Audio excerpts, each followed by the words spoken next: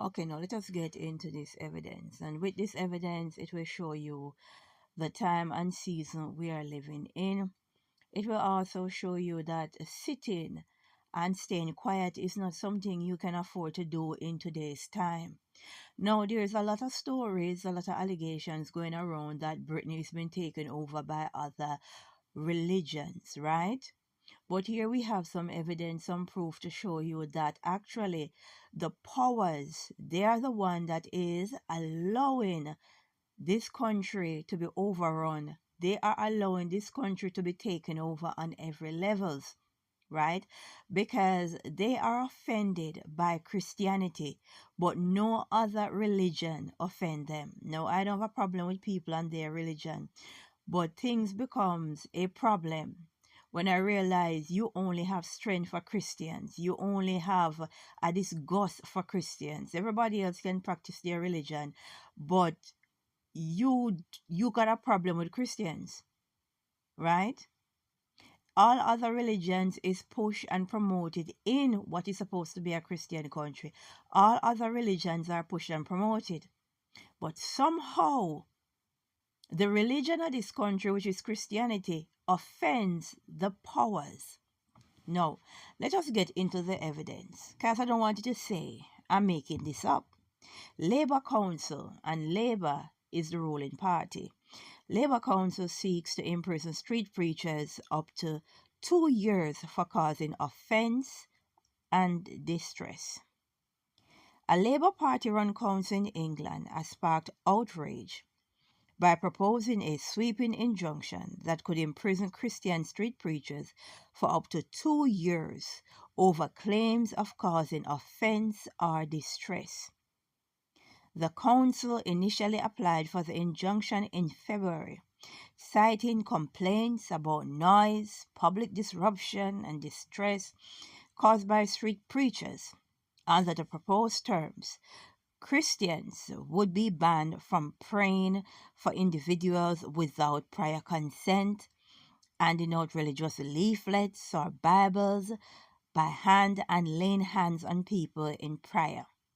Even with permission, they couldn't do this, according to the Telegram.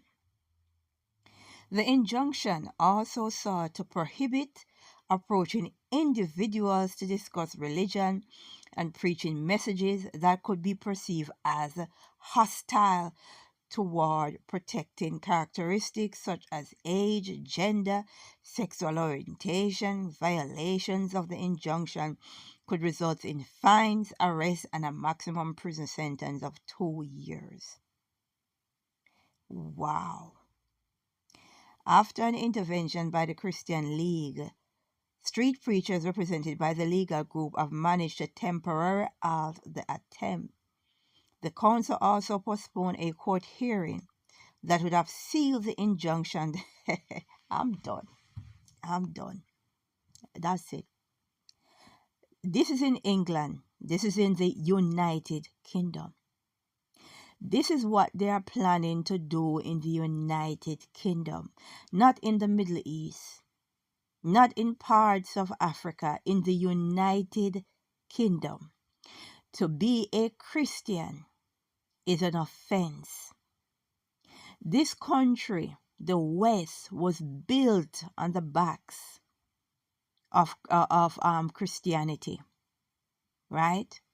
And every other religion can come into the West, especially in England. They can come on into England and they can preach and push and promote their religion, their God. But somehow the Christian God offends the powers, right? The Christian God offends the powers. They don't want us to pray. They don't want us to recognize the Christian God. There's a problem with them. And this is what happens when a country, a society, stay too quiet. You stay too quiet, you stay too silent. This is what happens. They want to persecute Christians in a Christian country. Let that sink in, right? And when we try to tell you what was happening in 2020, many of you call us conspiracy theorists. Look what is happening in 2025. They want to persecute Christians in a Christian democracy. Let that sink in so you realize the stage, the levels that we're at. And yet still there is no outrage over this. You don't hear nothing. You don't hear boo. No outrage. No outrage over them wanting to persecute Christian in a Christian democracy. And you wonder why there is so many other religions coming into the UK and so-called take over, as many of you say, when I don't see anyone in the streets demonstrating over this. I don't see any boycotts over this. Just another day, right? Too late shall be your cry. Too late, Britain, shall be your cry. We need to pray and say, glory be to the Most High.